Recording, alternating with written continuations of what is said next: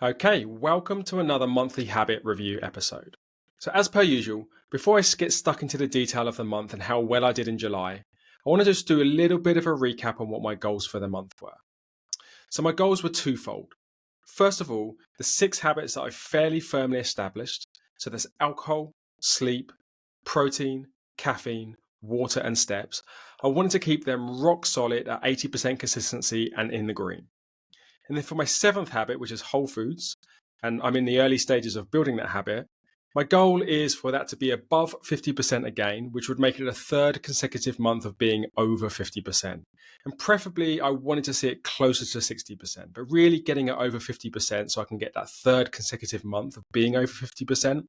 That's the main goal. The 60% is a kind of stretch goal. So, with that said, let's jump into how I did in July. So I'm going to flash something up on my screen. If you are watching the video version of this, you'll be able to kind of see how well I did visually.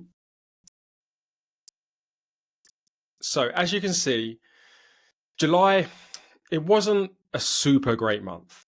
Okay, it's probably not too fair. I think it's fair to say that I probably just had a bit of a wobble in July. So of the 6 foundational health habits that I wanted to keep 80% consistency or over and in the green, I only managed to keep 4 of them in the green. And that was alcohol, which you would expect, protein, caffeine, and water. So I'm super happy with those 4 habits, nicely in the green. The 2 habits that slipped below 80% were sleep and steps. Not by much. Sleep was 74%. And 10,000 steps was 77%, so only just below the 80% line. But look, I'm not so happy with those, and we'll get into that in a few moments. And then for my 7th foundational health habit, whole foods, that came in at 52%. And I'm fairly happy with that because, as I mentioned a minute ago, that means I managed to be over 50% now for 3 consecutive months when it comes to whole foods. And that's a pretty good place to be, given the fact that I'm in the very early stages of building it. So overall, I would say July was pretty mixed, but let's dive into the details. And for now, I'm going to switch off the main view and I will share. I'm going to share my tick sheet for July, which gives you a little bit more detail on kind of how I did day to day. So, where are we? So first of all, no alcohol. Of course, as you can see, a tick for every single day is always going to be 100% consistency. I've been sober for, August. I've been sober for over 3 years now. My 3-year anniversary actually was like mid-July. So, I keep it on there because I would always keep it on there. I want to hold myself accountable to being 100%. And it's a nice visual reminder that I do not drink anymore. And of course, it's one of my most foundational health habits. But you would always expect it to be 100%. So no problems there. Sleep is where it starts to get a little bit hairy. So sleep over 6.5 hours came in at 74%. You can see there's just a bunch of crosses that are dotted throughout the month. No double misses, so that was quite good. But what would I put that down to? Well, I think a couple of things. One, I think I just lost my focus a little bit. I had a bad start to the month where I clocked up 3 misses already by the 9th of the month. And I think I just lost my focus with it. There were easily 2 or 3 there that I could have avoided by just getting an earlier night or allowing myself a bit of an extra lay-in. And then the other thing, not trying to make excuses, but it's summer, it's hot, the light is coming through the windows really early. So I always find it harder to kind of keep my sleep habit throughout the summer, just because I don't sleep as comfortably when it's hot. You tend to get less sleep throughout the night and more disturbances. And I don't know, I just find that I'm more tempted to stay up a little bit later and I'm more likely to get up a little bit earlier because the sun is getting up much earlier. So I'm not going to beat myself up too much. 74% is still worry. 1, 2, 3, 4, 5, 6, 7, 8. It was 2 more misses than I can afford. 8 misses. Really, I can only afford 6. But I think with that extra bit of focus for the next few months, as well as coming out of the summer, I think I'm going to be totally fine. So the next habit was protein, which is eating 175 grams of protein each day. 81%. As you can see from the ticks, again, just 6. My 6 misses that I can afford, I got. Usually I would expect protein to be a little bit higher than 81%, but actually it doesn't matter. Anything above 80% is a win and in the green. You know me, I'm a big 80-20 guy. Difference between 80-20, 90-10, 85-15, it doesn't make that much difference. It's only when you go below the 80% threshold that it starts to get worrisome. So I'm quite happy with 81%. I'm pretty sure protein will bounce back up to kind of 90% like it usually is over the next few months. There were just a kind of few trips going on in July where I found it a little bit harder to get my protein in. But look, that's no excuse. Usually I'd expect it to be 90% plus. But anyway, 81% in the green, no problem at all. The next one is caffeine. So caffeine came in at 81% as well. Again, exactly the same as protein. Perfectly fine by me. I pushed the boat out and had a few extra coffees whilst I was traveling throughout July on some weekend trips, etc. A couple of extra ones to kind of fuel an afternoon workout here or there. Very intentional to not make it more than not make it more than 6 misses for the month. So I came in kind of clean at 81% there, which is totally fine by me. No problem with caffeine. Caffeine, easy. Protein, easy. I never really expect to have a bad month on those anymore. The next one is water. Drinking 3 liters of water. 94%. Super happy with that. As you can see, like I only got 2 misses. I find it incredibly easy to hit 3 liters. My water kind of cadence throughout the day is very good. It's just my most, other than alcohol, it's my most firmly established habit now. And I would always expect to see it over 90%. It's just very much a second nature thing for me to be drinking 3 to 4 liters throughout the day now. So 94%, super happy with that. 10K steps, 77%. So 7 misses, one more than I could afford.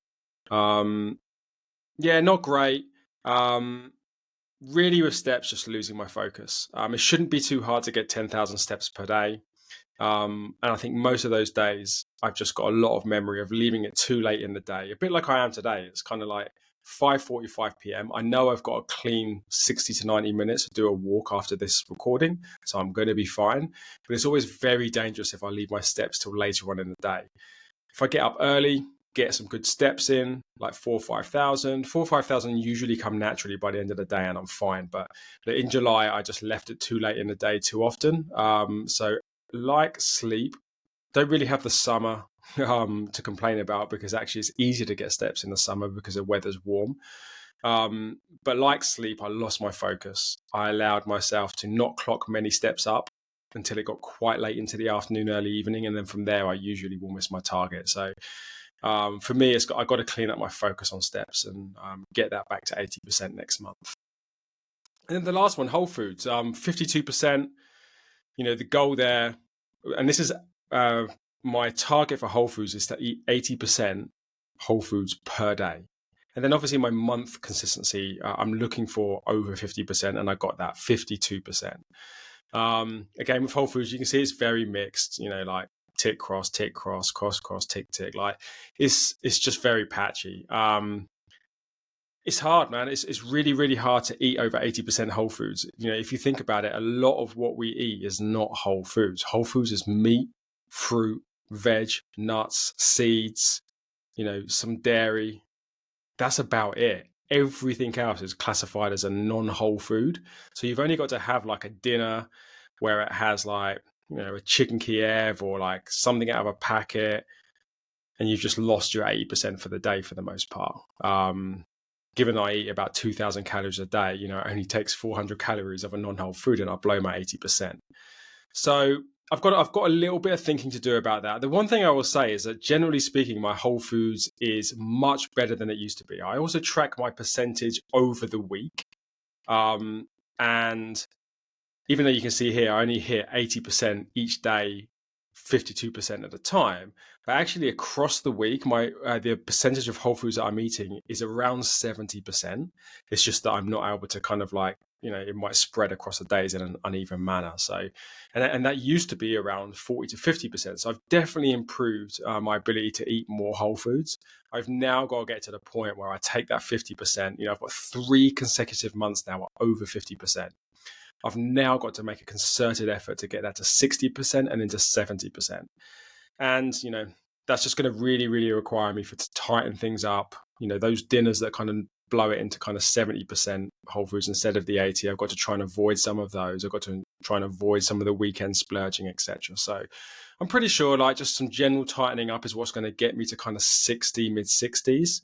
And then we'll have to see where I go from there. But for the time being, 52%, third consecutive month that I've hit over 50%. The 3 before that, I've done 6 months in total for Whole Foods, were like 30s and 40s, etc. So, in the grand scheme of things, that's definitely progress and things are pointing in the right direction. But I've now got to sort of try and get myself out of this pattern of just over 50% and get it into 60%. And that's what I'll be focusing on for the rest of the year.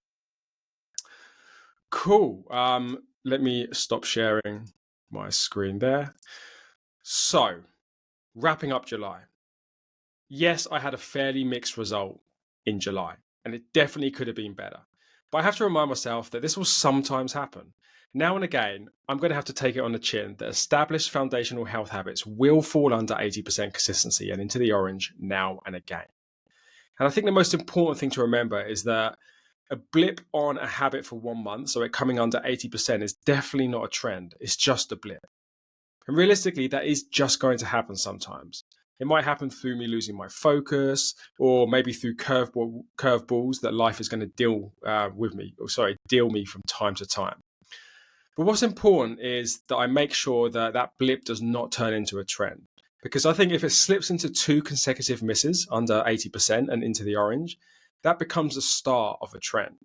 And then if I'm going to hit 3 consecutive misses, so 3 under 80%, that definitely then becomes a trend, which is not what I want. These 6 health habits that I've firmly established, I've got to keep them mostly in green and over 80%, with just the odd blip here or there, and never a double or a triple month miss. So I've got my work cut out for me in August and September, I guess, to make sure that that's true. And that's exactly what I'm going to do. I'm going to pick myself up. I'm going to focus extra hard on things for the next few months. I'm going to really think about my focus and some of the things related to steps and sleep that I know could pull it back into the green, as well as the other habits, keep them in the green, and just make sure that, these 2 misses are just a one-off blip.